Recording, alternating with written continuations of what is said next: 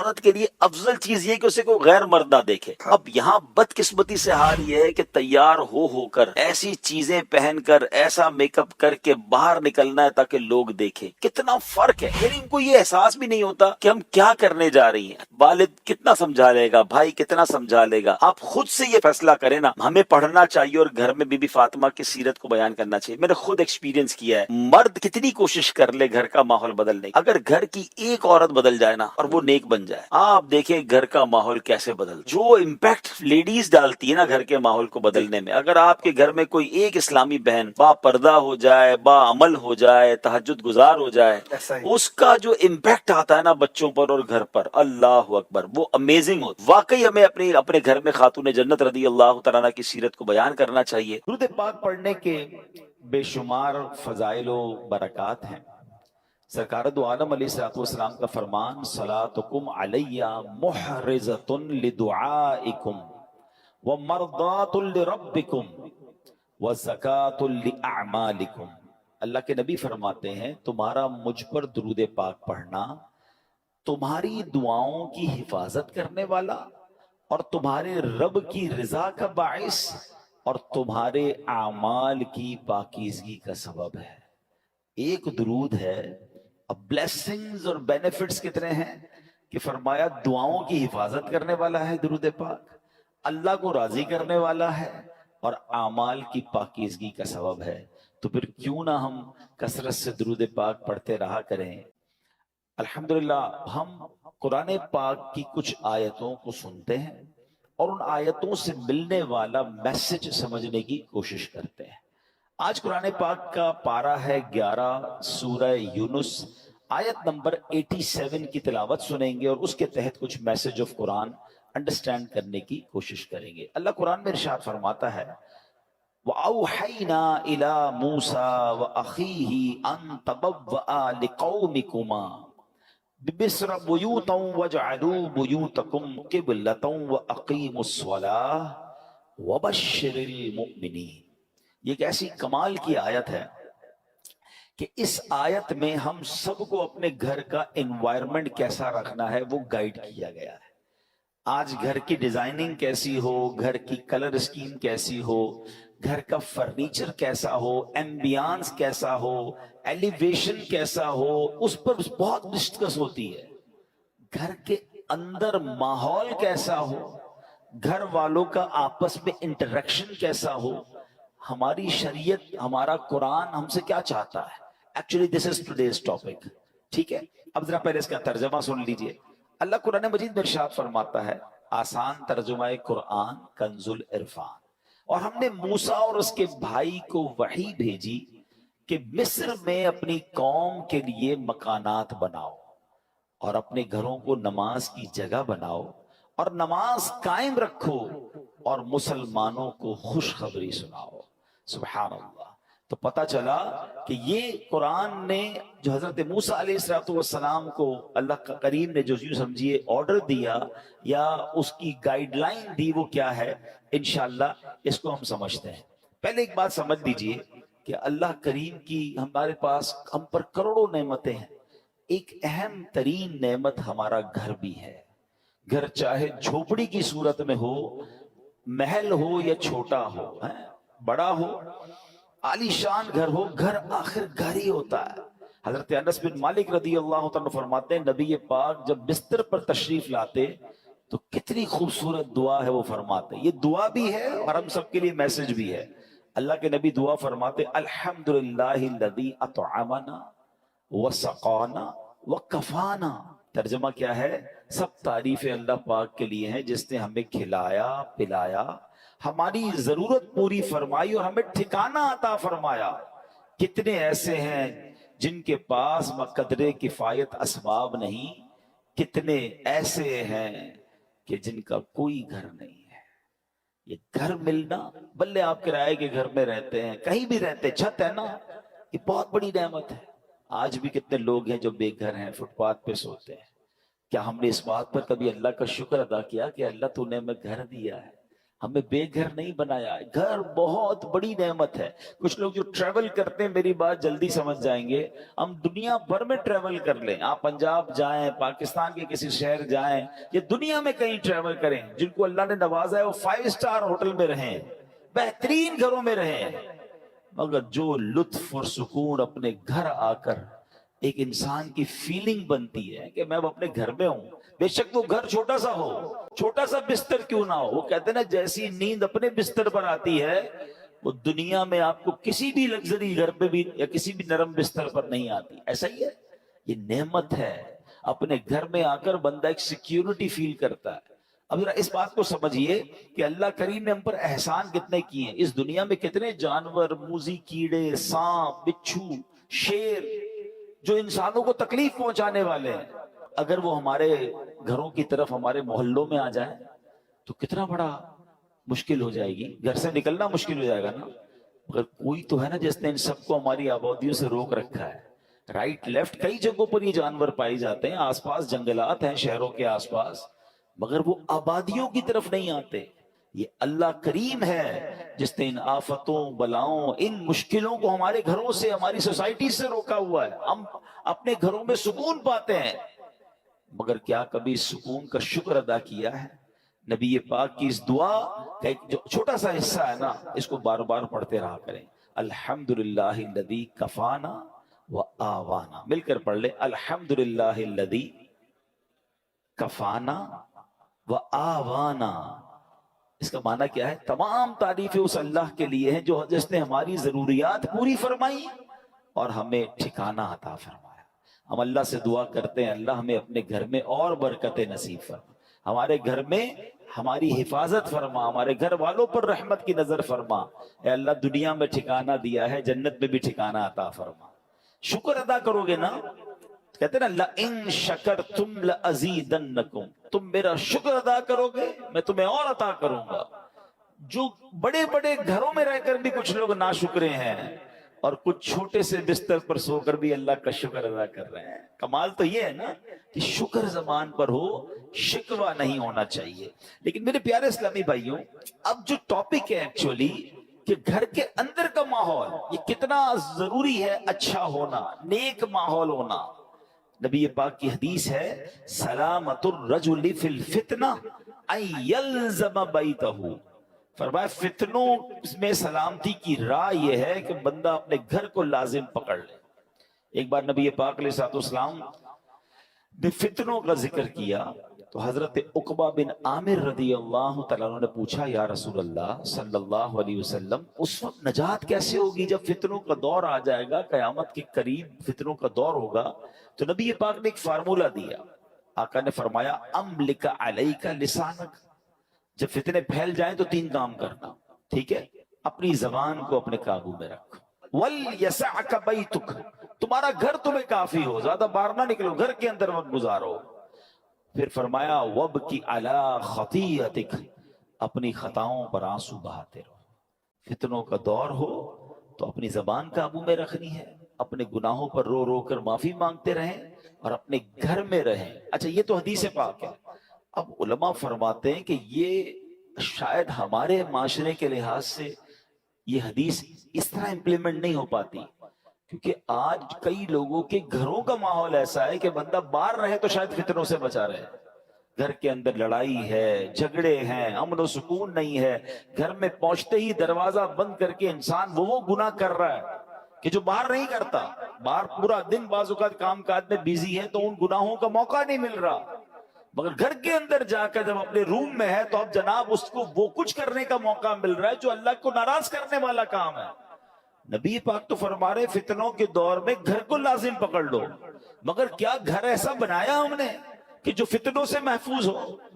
کئی گھر ایسے ہیں جہاں غیبتوں کا بازار ہے, کئی ایسے ہیں جہاں ماں باپ کے ساتھ بچوں کی بدتمیزیاں ہیں, کئی ایسے ہیں جہاں بھائی بہن ایک دوسرے کے خلاف بیٹھے ہیں. گھر کے اندر جاتے ہی جناب فیملی کے اندر ایک ایسا ماحول بنا ہوا ہے کہ وہاں ایک دوسرے کی غیبتیں ہو رہی ہیں. نہیں, گھر تو فتنوں سے بچنے کی جگہ تھی, گھر تو سکون کی جگہ تھی. گھر تو ایسا ہونا چاہیے کہ گھر میں جائے تو بندہ سوچے میں رحمت والی جگہ پر آ گیا ہوں. مگر کیا ہم نے اپنے گھر کے انوائرمنٹ کو ایسا بنایا کہ جس کو اللہ کریم نے قرآن میں ارشاد فرمایا. آپ کو پتہ ہے جب قیامت کا دن ہوگا تو کچھ خوش نصیب وہ ہوں گے جنہیں سیدھے ہاتھ میں نامہ اعمال دیا جائے گا. ہم اللہ سے دعا کرتے ہیں کہ ان خوش نصیبوں میں ہمیں بھی شامل فرمائے. مگر کچھ مجرم وہ ہوں گے جن سے رب ناراض ہوگا، اس کو اس کے الٹے ہاتھ میں پیٹھ پیچھے اس کو نامہ اعمال دیا جائے گا، اور یہ بندہ اس دن موت مانگے گا مگر اسے موت ملے گی نہیں. پھر اسے جہنم کی بھڑکتی ہوئی آگ میں ڈال دیا جائے گا. اس شخص کا جرم پتہ ہے کیا ہوگا؟ قرآن کہتا ہے انہو کان فی اہلہ مسرورا، یعنی بے شک وہ اپنے گھر والوں میں خوش تھا. گھر والوں میں خوش تھا، یہ جرم تھا. اس کی تفسیر میں علماء نے فرمایا کہ اپنے گھر والوں کے ساتھ گھر کے اندر خواہشوں، شہوتوں، غرور و تکبر میں مبتلا رہتا تھا. گھریلو خوشیوں میں ایسا مگن تھا کہ آخرت کو بھول چکا تھا. لہٰذا نہ خود اس نے اچھے عمل کیے، نہ گھر والوں کو اچھے اعمال کی ترغیب دلائی. یوں ہی گناہوں میں مصروف رہ کر موت کے گھاٹ اتر گیا. آج کتنے ایسے جن کے گھروں میں نمازیں ہیں، کتنے ایسے جن کے گھروں میں عبادت ہے. گھر والوں کی کیا دین کی طرف کوئی تبلیغ کی؟ کیا گھر میں نمازوں کا ماحول ہے؟ یا کیا بچوں میں قرآن و سنت کی ترکیب ہے؟ یا گھر کے اندر کسی کو پتہ ہی کچھ نہیں ہے. اب بھی ایسے کئی گھر ہیں جن کے گھروں میں اسلامی تہوار آتا ہے تب بھی بچوں کو، فیملی کو پتہ نہیں ہوتا، کیونکہ وہ اپنی زندگی میں مگن ہے. اور جو گھر کا سربراہ ہے اس کو بھی اس کی فکر نہیں ہے. میں آپ کو ایک مسلمان گھرانے کا واقعہ بتاتا ہوں، پاکستان کا تو نہیں ہے لیکن انفارچونیٹلی جتنا تیزی سے ہمارے وطن میں ماڈرنزم اور دین سے دوری والا ماحول بنتا جا رہا ہے اور گھر کے بڑوں کو فکر بھی نہیں ہے، یہ دور نہیں دن آپ پاکستان میں بھی یہ دیکھیں. یو کے کا واقعہ، ایک بھائی ٹریول پر گیا، والد کی طبیعت خراب تھی تو واپس آیا، تو کچھ دنوں بعد واپس آیا. والد صاحب گھر میں نہیں تھے، چھوٹا بھائی تھا جو اپنی گیمز میں اور اپنے موبائل میں، کمپیوٹر میں، جو آج کا ایک نوجوان کا سٹائل ہے کہ لگا رہتا تھا. تو کہا والد صاحب کہاں ہیں؟ کہا والد صاحب کی تو ڈیتھ ہو گئی تھی. تو کہا مجھے انفارم کیوں نہیں کیا؟ کہا آپ بزنس ٹرپ پہ تھے. میں نے کہا کیا ضرورت ہے ڈسٹرب کرنے کی، فیونرل کرنا تھا، ان کا آخری رسومات ادا کرنی تھی، میں نے کر دی. تو کہا تم نے کیسے آخری رسومات ادا کی؟ جنازہ کدھر ہوا؟ کون سے قبرستان میں دفنایا؟ تو کہا جنازہ بھی کرنا ہوتا ہے. میں تو گوگل پہ گیا، سرچ کیا کہ فیونرل کیسے ہوتا ہے، کسی کا ڈیتھ ہو جائے تو what we have to do. تو گوگل نے مجھے 4-5 آپشن دیے. میں نے سب سے سستا والا جو آپشن تھا ان پر کال کیا، وہ آئے اور ابو کو لے گئے، بس فنش. تو اس نے کہا یہ تم نے کیا کیا؟ آپ کو پتہ کیا ہوا اس مسلمان والد کے ساتھ؟ جب سرچ کیا کہ کس فیونرل والے کو دیا ہے، تو جو سب سے سستا آپشن تھا کہ وہ میتوں کو آگ لگایا کرتے تھے. اس نے یہ نہیں، اس کو یہ پتا بھی نہیں تھا کہ جنازہ کچھ ہوتا ہے، اس کو یہ نہیں پتا تھا غسل میت ہوتا ہے، اس کو یہ نہیں پتا تھا کہ جناب قبرستان میں دفن کیا جاتا ہے. میں مسلمان گھرانے کی آپ کو واقعہ سنا رہا ہوں جو میں نے خود جا کر سنا ہے. اب مجھے بتاؤ اس بچے کا قصور تو تھا مگر کیا والد کا قصور نہیں تھا؟ اس کا مطلب والد کسی جنازے میں بیٹے کو لے کر نہیں گیا ہوگا. اس والد نے موت اور قبرستان کے بارے میں، تدفین اور غسل کے بارے میں نہیں بتایا ہوگا. ہر چیز بچوں کو دلا دی مگر نہ سکھایا تو دین نہ سکھایا. میں اور آپ دنیا سے جانے والے ہیں، ہم سب نے مرنا ہے، اور اس والد کی قسمت کتنی پیاری ہوگی کہ اس کے مرنے کے بعد اس کی اولاد اس کے لیے دعائے مغفرت کرے، اس کے لیے ایصال ثواب کرے. مگر یہ سکھائیں گے تو کریں گے نا. ہمارے بچے تو زندگی میں ہمارے سامنے نماز نہیں پڑھ رہے، ہمیں ٹینشن نہیں ہے. میں سچ بتاؤں آپ کو، زندگی میں کچھ کر سکیں یا نہ کر سکیں، اپنے بچوں کو کسی طرح 5 وقت کا نمازی بنا جائیے گا. پہلے تو خود بننا پڑے گا نا اس کے لیے. والد وہ بچہ دیکھتا ہے ابو رمضان میں نمازیں پڑھتے ہیں، اس کے بعد تو میرے والد بھی جمعے کی پڑھ لے تو بڑی بات ہے. تو بچے کو بھی آپ ایکچولی ہم اپنے بچوں کو پریکٹیکلی پریکٹس کرا رہے ہیں کہ بیٹا نماز تو جمعے کی پڑھنی ہوتی ہے، باقی ضروری نہیں ہے. تو آپ سوچیں ہم خود تو دین سے دور کر رہے ہیں، ہم نے گھر میں کون سا ماحول بنایا ہے. ورنہ یقین کریں خوش نصیب ہے وہ والد اگر اس کی اولاد نمازی بن جائے نا. تو آپ کہیں نہ کہیں کہ بیٹا مرنے کے بعد دعا کرنا، وہ دن میں 5 بار باوضو ہو کر قبلہ رو بیٹھ کر اتحیات کے عالم میں کئی بار کیا کہے گا؟ ربنا اغفر لی ولوالدی وللمؤمنین یوم یقوم الحساب. ہائے ہائے، اور کیا چاہیے اس والد کو قبر میں کہ فجر ہو تو اس کا بیٹا، اس کی بیٹی، اس کے بچے دعا کر رہے ہیں اے اللہ میرے ماں باپ کو بخش دے، ظہر میں دعا کر رہے ہیں، عصر میں دعا کر رہے ہیں، مگر گھر میں نمازوں کا ماحول ہی نہیں ہے. عید کی نماز پڑھ لی تو پڑھ لی، اب تو جمعے کی نماز بھی لوگوں کی سنا ہے قضا ہونے لگ گئی. Nobody have tension، اپنے لیے بھی ٹینشن نہیں ہے، بچوں کے لیے بھی نہیں ہے. قرآن کی یہ آیت پکار پکار کر کہہ رہی ہے کہ گھر بناؤ اور اس گھر میں نمازوں کا اہتمام کرو. خدا را اپنے گھر کے ماحول پر توجہ دیجیے. یہ سرمایہ ہے، یہ اولاد، یہ فیملی، یہ گھر، یہ ہمارا پھل ہے. اگر گھر میں قرآن و حدیث اور نمازوں کا معاملہ ہوگا تو سبحان اللہ. اے میرے پیارے اسلامی بھائیوں، قرآن نے کیا کہا کہ مصر میں اپنی قوم کے لیے مکانات بناؤ. نوٹ اونلی مکانات، ڈیفینس میں گھر ہونا چاہیے، فلاں سوسائٹی میں گھر ہونا چاہیے. یہاں تک تو ہماری پلاننگ ہے کہ گھر اچھا ہو، بیوٹیفل سوسائٹی میں ہو.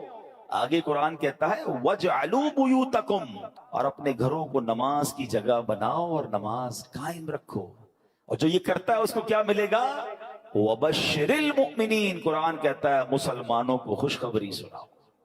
خوشخبری ملنی ہے، رحمتیں ملنی ہیں، عافیتیں ملنی ہیں اگر گھر میں نمازیں ہیں. اے میرے پیارے اسلامی بھائیوں، اللہ کے پیارے حبیب علیہ السلام فرماتے ہیں اجعلوا فی بیوتکم من صلاتکم ولا تتخذوها قبورا. فرمایا کچھ نماز گھر میں بھی پڑھا کرو، گھروں کو قبرستان نہ بنا دو. اس کا مطلب بیوٹیفل ہاؤس ہے، ایکسٹرا ایمبیانس ہے، شاندار فرنیچر ہے، سب کچھ ہے میرے اور آپ کے گھر میں، سٹینڈ بائی جنریٹرز ہیں، اور اگر نماز نہیں ہے نا تو وہ گھر قبرستان ہے. ہم سمجھ رہے ہیں اتنا لگژری گھر کو قبرستان. نبی پاک فرما رہے ہیں کہ گھر میں نمازیں پڑھو.